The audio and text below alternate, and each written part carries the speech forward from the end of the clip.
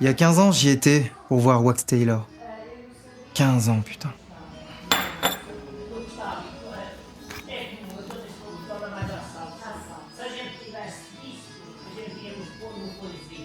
Au revoir, merci.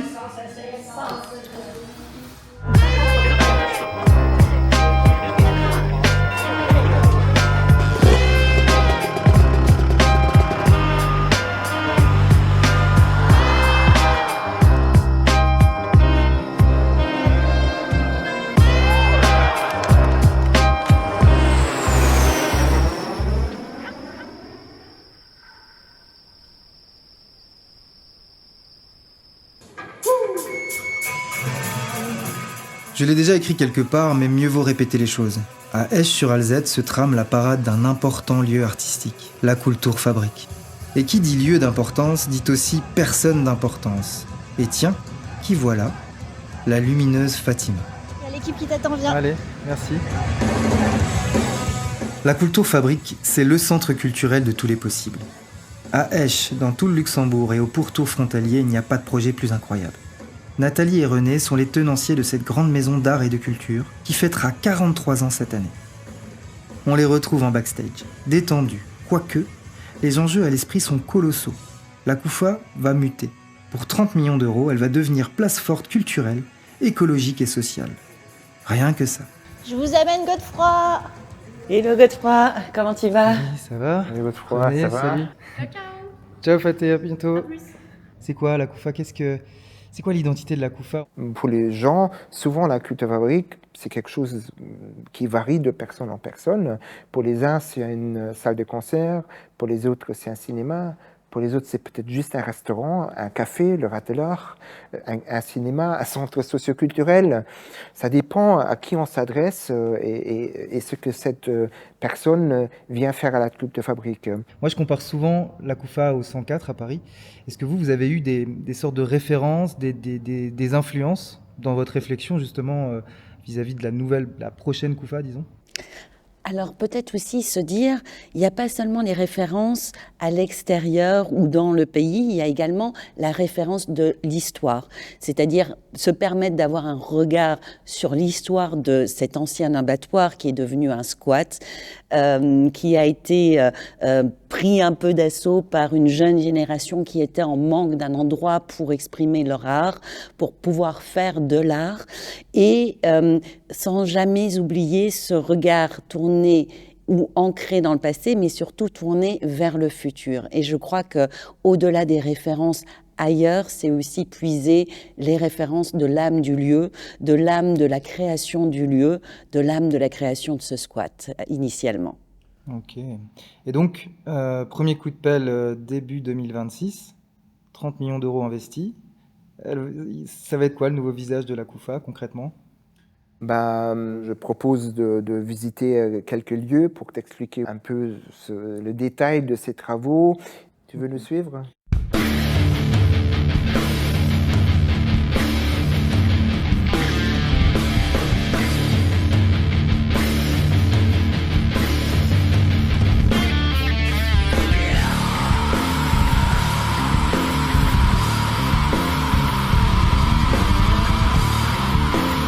Ah oui, on est derrière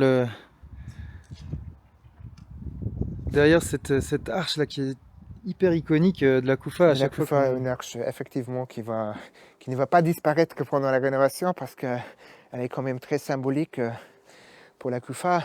Mais ici, tu vois le quartier de la Metze-Schmelz. C'est 68 hectares, si je ne me trompe pas, de presque le centre-ville ici à droite de Esch et qui va jusqu'à Chifflanche. Il faut savoir que 90% de ce territoire se trouve sur le territoire échois. Et ça va être développé dans les 20 années à venir. Ce sera une nouvelle population, 10 000 habitants, mais un quartier à mobilité réduite. Et forcément, nous, on doit se poser la question comment nous, on se positionne sur ce territoire. Là, pour l'instant, nous avons le visage qui donne surtout sur la rue de Luxembourg, Mais ici, cette façade, elle est crade, elle n'est pas belle. Et il faut que pendant la rénovation, on travaille aussi sur cette façade pour avoir un deuxième visage aussi avec un pont qui est prévu dans nos rêves et dans nos idées pour les réaliser. Il faut savoir que l'Alzette, elle sera renaturalisée et que on a des idées. Aussi, on discute beaucoup avec la commune, avec le département du développement urbain, comment justement faire cette ouverture vers l'arrière de la culture fabrique. L'ADN de la Koufa, c'est un collectif bien huilé, à la lueur de la genèse de cette Koufa d'antan, née des ruines du squat d'un abattoir à bestiaux. Maintenant, des bêtes d'un autre genre peuplent le lieu, à la faveur d'une programmation pluridisciplinaire, éclectique, pointue et surprenante. Une programmation qui gravite autour du cœur du projet de la Koufa, la création et les artistes. Oh Sylvain, Salut Godefroy. qu'est-ce que tu fais? Eh ben écoute, je vais aller faire un tour à la galerie. Allez, je t'accompagne. Ouais, bah, avec Super. grand plaisir. Hein. C'est qui du coup que vous accueillez là? C'est Daniele. C'est un artiste qui est basé sur Bruxelles. Ok. Et comment vous avez découvert cet artiste du coup? C'est ma collègue Erad, comme maintenant on est trois à la programmation, qui s'est chargée à vrai dire de recruter l'artiste. Et je sais plus exactement comment je crois qu'elle l'a connu parce qu'elle avait une expo perso à Bruxelles et elle l'a connu là-bas. Voilà, Une expo pour son projet, tu veux dire? pour son projet, ouais, qui s'appelait Banlieusserie, mais qui finalement s'appelle Eran. Oui, parce que vous êtes du coup un trio de programmateurs maintenant, et du coup dans le trio, il y a deux artistes. Et toi-même, t'es artiste ou? Non, Non, ouais. justement, il fallait. Il fallait un contrepoint.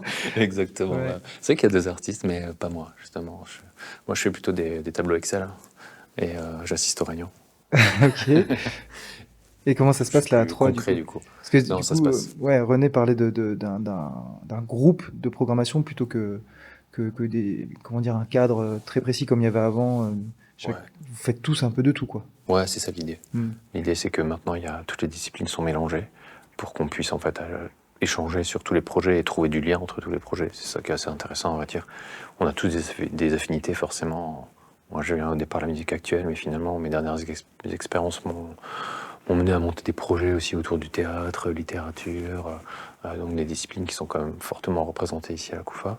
Et puis ensuite, Erad, elle a une grande partie autour des arts vivants, art de la rue notamment, celle qui tient le festival de clowns. Georges, déjà de par sa qualité de musicien et ses différents projets, il a une grosse sensibilité sur la musique, mais au-delà de ça, il est aussi très attaché à la littérature. Mm. Donc voilà, et puis en fait, on est trois. Moi, je connaissais Erad un petit peu d'avant, je connaissais pas Georges, mais on s'entend super bien. On discute de tous les projets, justement, quand on essaie vraiment de trouver du lien dans tout. Dès qu'il y en a qui a une idée, ne serait-ce que pour un concert, on va essayer de se dire, tiens, il y a l'expo là qui pourrait peut-être aller avec, ou tel artiste qui pourrait aussi faire ça. Ah, vous n'êtes pas dans le consensus, enfin, c'est vraiment des dialogues, ça Tout le fonctionne. Ouais, après c'est vrai on va avoir certains projets qu'on va plus mener parce qu'ils nous tiennent plus à cœur, mais dans tous les cas, on présente tous les projets, on s'en parle tout le temps. Il n'y a jamais rien qui est imposé. Ok, cool. Ouais. Et comment ça va se passer? Là, on parlait tout à l'heure avec René et Nathalie des futurs travaux. Du coup, tu sais un petit peu comment ça va se passer? Quel est votre destin de programmateur, du coup? À l'heure actuelle, non. Vraiment pas. C'est vrai que ça, c'est fou puisque ça fait peu de temps qu'on a commencé. Et d'ici quelques temps, on va à peine avoir le temps, à vrai dire, de mettre notre patte un peu sur la programmation, que finalement ça va être chamboulé. On n'a pas encore d'idée précise. Il y a une conférence de presse récemment qui a annoncé de toute manière les grands travaux. Il y a différentes options qui sont envisagées. Ça parle d'un centre culturel un peu éphémère qui serait mis en place donc derrière sur la Metzer-Schmelz. Je crois que nous, on commence déjà à penser à des actions hors les murs. On va le mettre en place déjà dès l'an prochain sur la Biennale. Normalement, si tout va bien.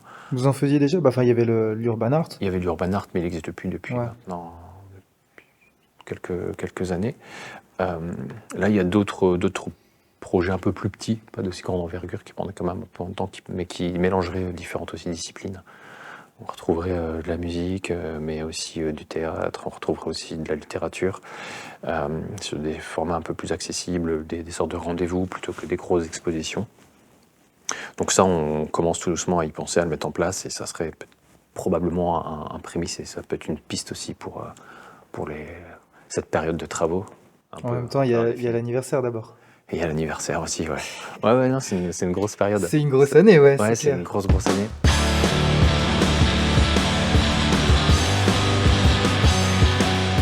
Cette année, au Screaming Field, ils ont gagné les Booker Choice du Attitude Music, Beautiful Decay Festival et de la ville de Dudelange. On n'a pas fini d'entendre parler de ces 4 jeunes pleins d'avenir. Tiens, ça rappelle quelque chose? Il a combien de temps votre groupe Oh, le groupe, on est au complet depuis apparemment, je dirais, 1 an presque maintenant. Ouais. Un an.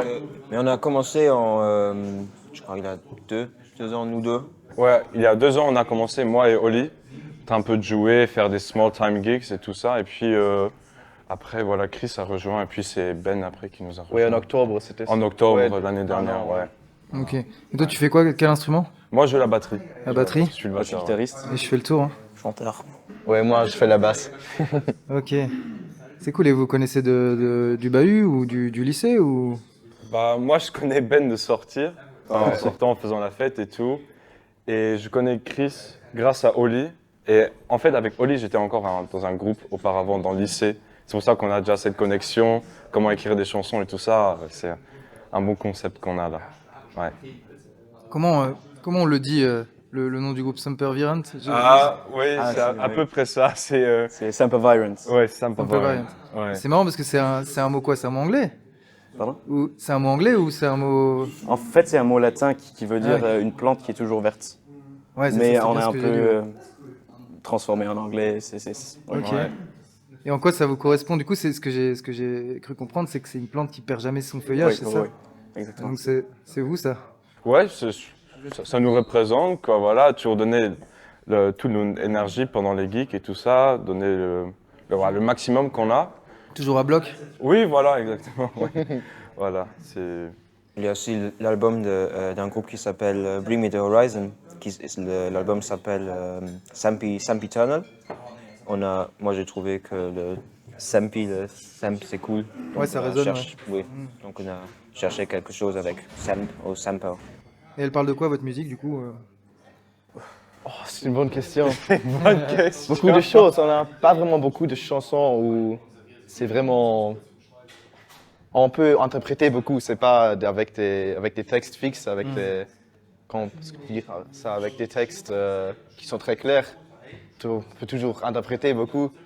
Et ouais. Ouais, Il y par a des exemple, on a une chanson qui s'appelle Don't Leave. Et quand on traîne de l'anglais, c'est voilà, ne pars pas, ou par exemple Fight America, c'est clair, c'est combattre les créateurs, des trucs comme ça. C'est vraiment des titres simples, et même les textes sont un peu, je dirais, simples. On n'a pas vraiment de mots très compliqués à comprendre. Et ouais, c'est parce qu'on veut parler le plus au public. Oui, je crois que l'idée derrière ce concept, c'est en fait que tout le monde qui écoute la musique peut un peu s'identifier de sa manière, c'est-à-dire qu'on puisse vraiment s'identifier avec ses problèmes personnels et que ça soit un peu passe-partout, quoi. Ouais, c'est ça. Et pour vous, à la base, c'était un défouloir, une façon de passer le temps ou la musique en général? Ouais, c'était. Moi et Oli, on le faisait en fait pour le fun et tout ça. Et puis, je vais dire, quand on a vraiment commencé à savoir que notre musique, elle est quand même top et tout ça, on est vraiment en train de. Les gens arrivent à nos geeks, tout ça, on nous prend toujours un peu plus au sérieux. Et on a donc participé au Screaming Fields parce qu'on pensait que, ouais, voilà, c'est une bonne chance. À la Rocale, la plus grande des salles ici au Luxembourg, on a joué et putain, on a eu 3 awards, c'est quand même déjà pas mal. Tu vois, donc, C'est énorme, ouais. Ouais, c'est un stepping stone, on va dire, vraiment, je dirais. Ouais, puis c'est trois concerts, c'est ça? Enfin, il y a c'est 3 dates de concerts. hein. Oui, exactement. D'accord. Et même, c'est un petit ego boost. Enfin, pour moi, je trouve. Il avait un autre Flow Festival qui prenait aussi un vainqueur. Enfin, il allait jouer, c'est un autre groupe. Ils ont dit, ah ouais, sympa voir, et on les a déjà, tu vois. Donc, on s'est là, ok, putain, ouais, c'est vrai. Ouais, c'est un petit ego boost. Ouais. Et c'est quoi les ambitions? Enfin, vous voyez où dans 5 ans, mettons?